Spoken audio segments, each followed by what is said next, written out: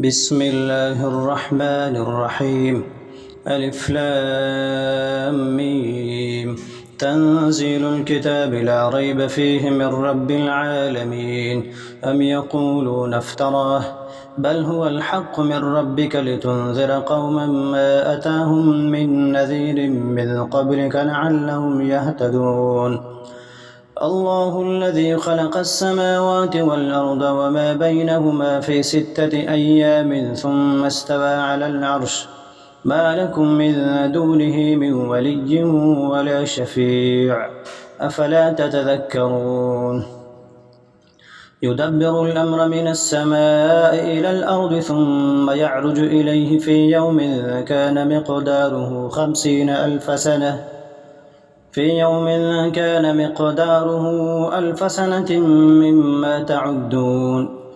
ذلك عالم الغيب والشهادة العزيز الرحيم الذي أحسن كل شيء خلقه وبدأ خلق الإنسان من طين ثم جعل نسله من سلالة من ماء مهين ثم سواه ونفخ فيه من روحه وجعل لكم السمع والأبصار والأفئدة قليلا ما تشكرون.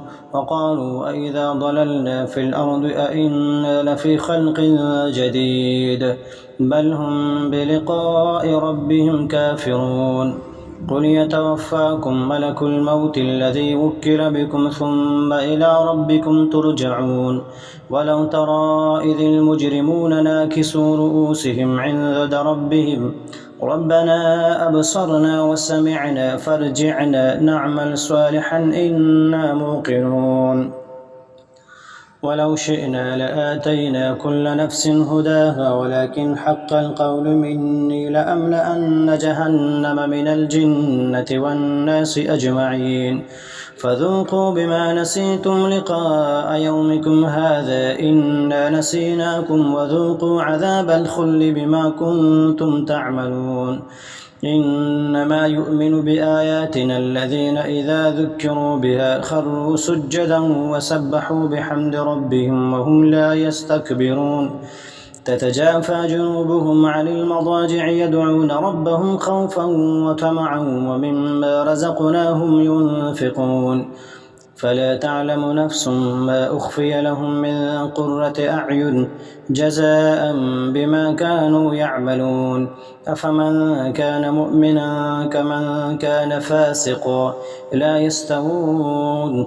أما الذين آمنوا وعملوا الصالحات فلهم جنة المأوى نزلا بما كانوا يعملون.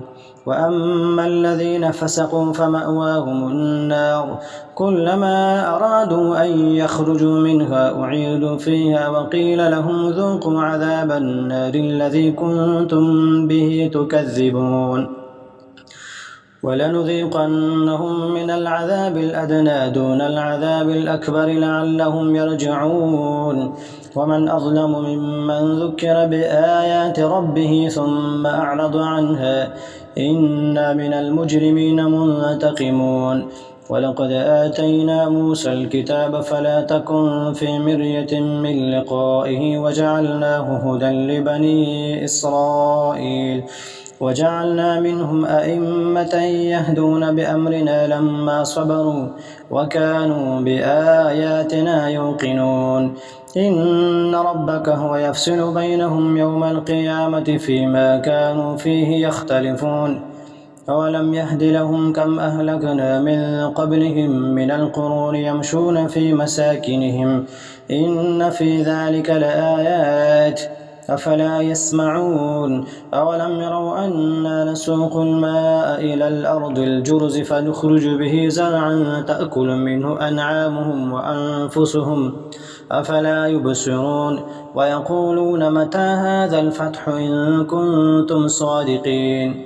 قل يوم الفتح لا ينفع الذين كفروا إيمانهم ولا هم ينظرون. فأعرض عنهم وانتظر إنهم منتظرون.